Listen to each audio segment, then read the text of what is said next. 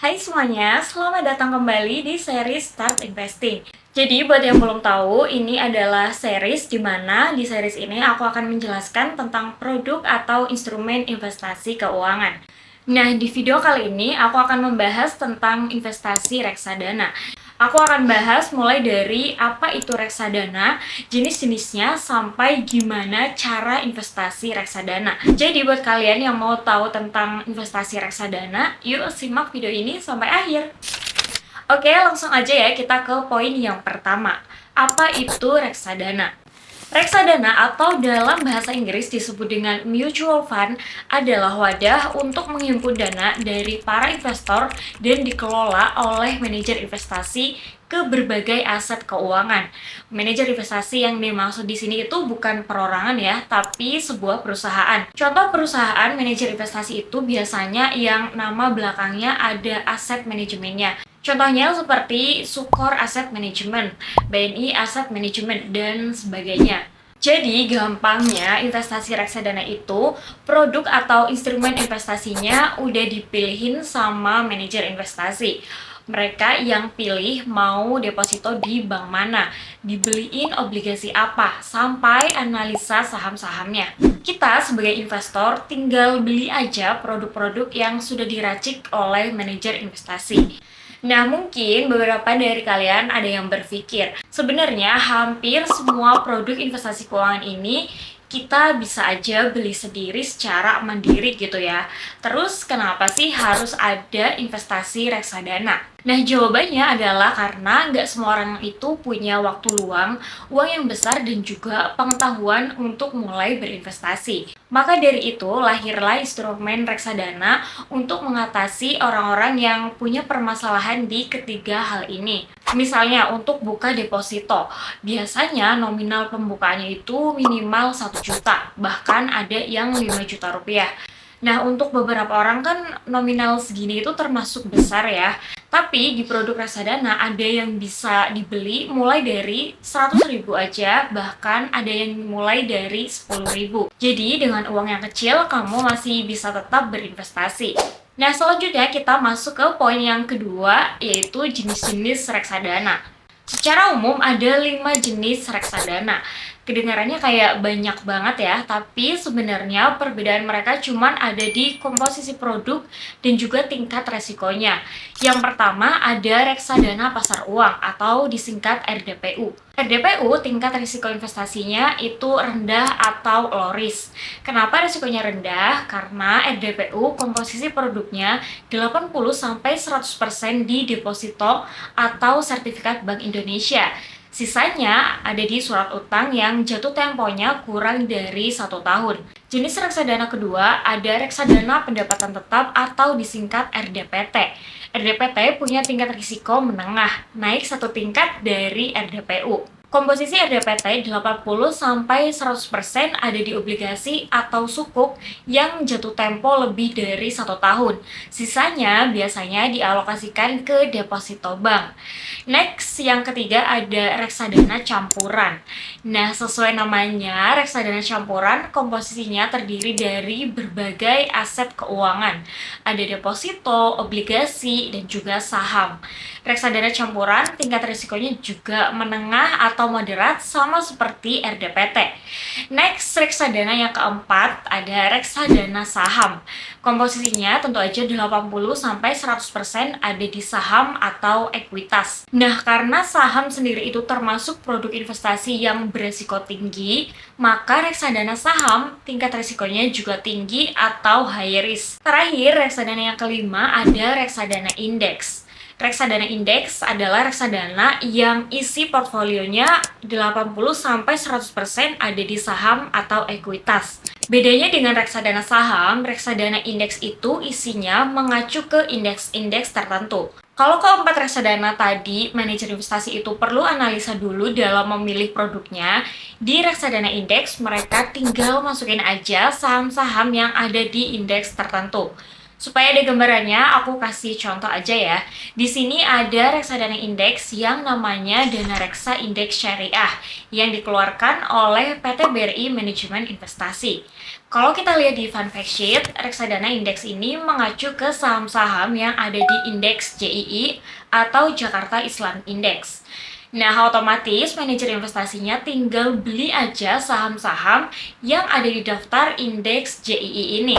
Oke, sampai sini mudah-mudahan kalian udah punya gambaran sedikit ya tentang investasi reksadana. Supaya lebih jelas lagi, aku akan langsung praktekin aja gimana sih cara investasi reksadana. Basically, kalian bisa beli reksadana di 3 tempat. Yang pertama di bank umum seperti BCA, Mandiri, BRI gitu. Bisa beli melalui CS Bank atau online lewat mobile banking dari masing-masing bank. Kedua, kita bisa beli ke manajer investasinya secara langsung. Tapi biasanya pilihan produknya itu terbatas, cuman yang mereka keluarin aja. Yang ketiga, kita bisa beli di marketplace reksadana seperti Bibit atau Bareksa. Nah, dari ketiga tempat ini, aku prefer untuk beli di marketplace reksadana aja, karena biasanya pilihan produknya itu lebih banyak dan juga udah bebas biaya jual belinya. Oke, langsung aja ya, aku akan buka aplikasinya. Jadi ini adalah tampilan awal atau homepage-nya. Kita langsung aja pilih instrumen reksadana.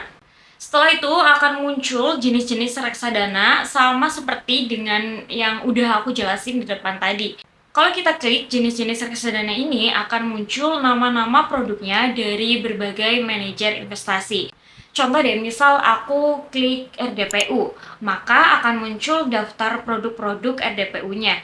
Jadi produk-produk inilah yang nanti akan kita beli. Begitu juga untuk jenis reksadana yang lainnya. Nah, karena nggak semua jenis reksadana itu cocok untuk pemula, maka sebaiknya pilih reksadana yang tingkat resikonya paling rendah, yaitu reksadana pasar uang atau RDPU. Jadi, kali ini aku akan langsung klik aja reksadana pasar uang. Setelah kita klik, muncul nama-nama produk reksadana pasar uang dari berbagai manajer investasi. Nah, sekedar informasi, nama pertama produk reksadana itu biasanya diambil dari nama manajer investasinya.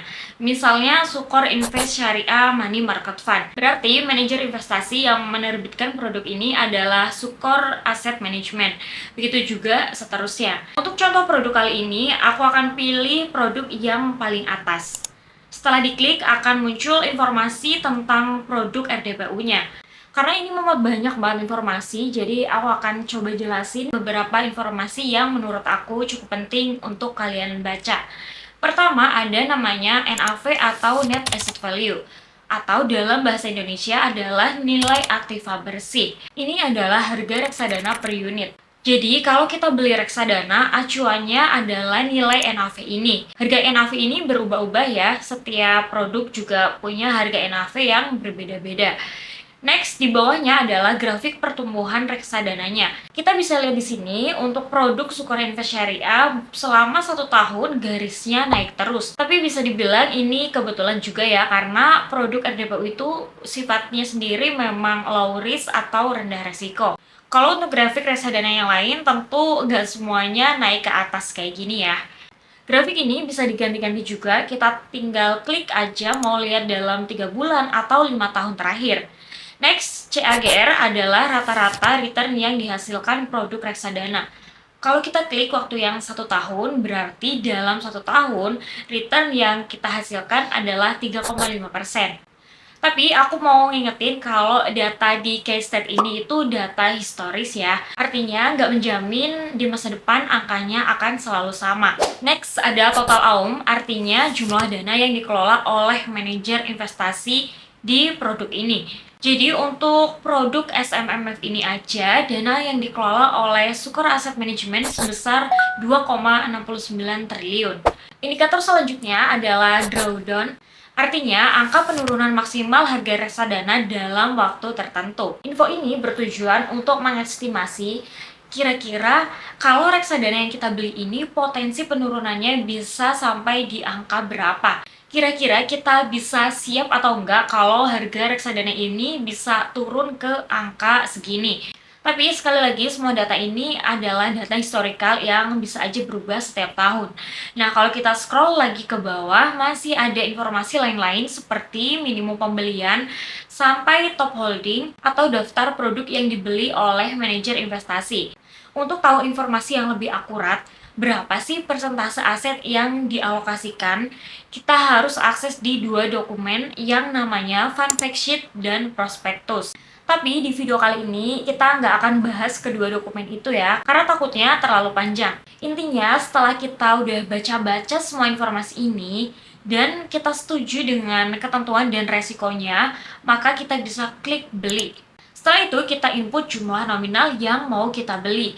Tadi kalau kalian sempat lihat di depan, minimal pembelian RDPU ini bisa dibeli mulai dari 10.000 aja.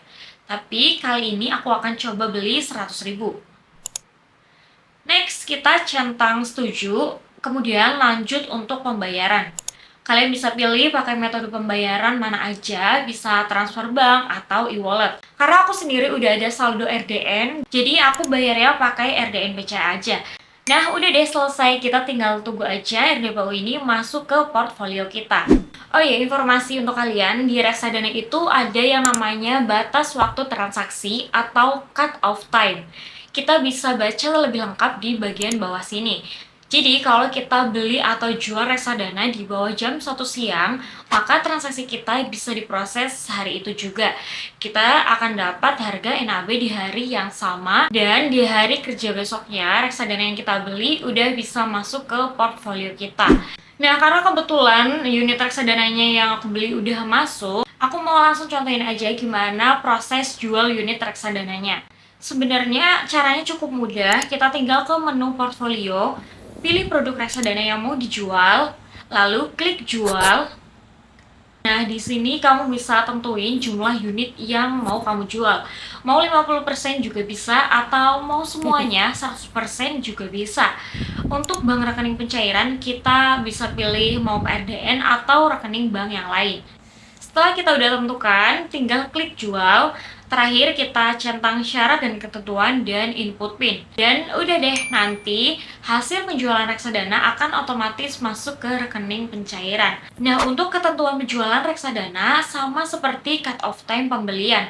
Tapi untuk reksadana pendapatan tetap atau reksadana saham, biasanya butuh waktu yang sedikit lebih lama, antara 3-7 hari kerja. Oke, sekian dulu video reksadana kali ini. Mudah-mudahan cukup jelas dan bisa bermanfaat. Buat kalian yang mungkin masih bingung, coba ulangi pelan-pelan. Dan yang paling penting, jangan lupa untuk praktek sendiri. Beraniin diri untuk mulai buka rekening investor. Nominal investasinya nggak harus mesti besar, yang penting kalian ngerasain dulu dan bangun habit investasi. Buat kalian yang masih ada pertanyaan, silakan tulis aja di kolom komentar. Terima kasih yang udah nonton sampai akhir, sampai ketemu di video selanjutnya.